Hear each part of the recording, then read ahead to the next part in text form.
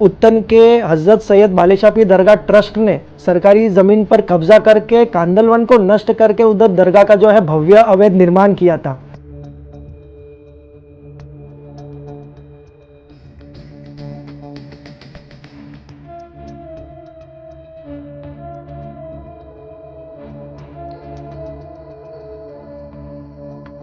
जो दरगाह का जो अतिक्रमण है वो 20 मई से पहले पहले हम पूरा इस अतिक्रमण को तोड़ देंगे।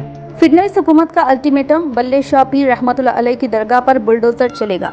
जी हाँ नाज़रीन, मुंबई से मुल्हक थाने के मेरा भेंद्र में वाक़ बल्ले शाह पीर की दरगाह पर बुलडोजर चलाया जा सकता है। वज़ीर आला देवेंद्र फडणवीस की क़यादत वाली महाराष्ट्र हुकूमत ने 10 मई तक दरगाह को मुनहदिम करने का हुक्म दिया, जिसके बाद यह दरगाह बहस में आ गई। रियासती वज़ीर महसूल और महाराष्ट्र बीजेपी के सदर चंद्रशेखर बांकुले के मुताबिक यह दरगाह मीरा भायंद्र के चौक इलाके में वाक़ है। बांकुले का कहना है कि इस इलाके में 10,000 मुरब्बा फीट में ये दरगाह बनाई गई है। बांकुले ने कहा, ज़मीन सरकारी ज़मीन है। या बांकुले का कहना है कि बार बार नोटिस देने के बावजूद तजावुज़ात बढ़ रही है, इसका हजम कम नहीं होता। वज़ीर रेवेन्यू ने कहा कि यह मसला ऐवान में उठाया गया। मामला बढ़ने के बाद मेरा भेनेंद्र म्यूनिसिपल कॉरपोरेशन और कलेक्टर ने दरगाह को नोटिस जारी किया। बांकुले ने कहा कि ये मालूम हुआ है कि यह दरगाह सरकारी ज़मीन पर है।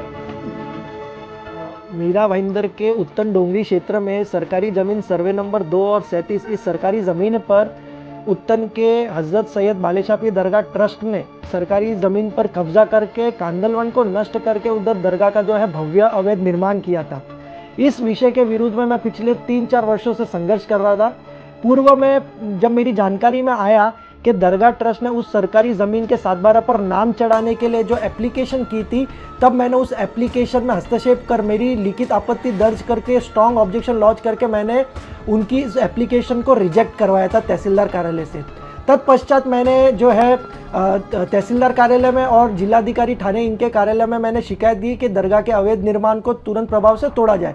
जब प्रशासन ने इस पर तोड़क कार्रवाई नहीं की, तब मैंने मुंबई उच्च न्यायालय में एक जनहित याचिका दायर की, जिसमें न्यायालय ने प्रशासन को, राज्य सरकार को, सभी को नोटिस जारी किया।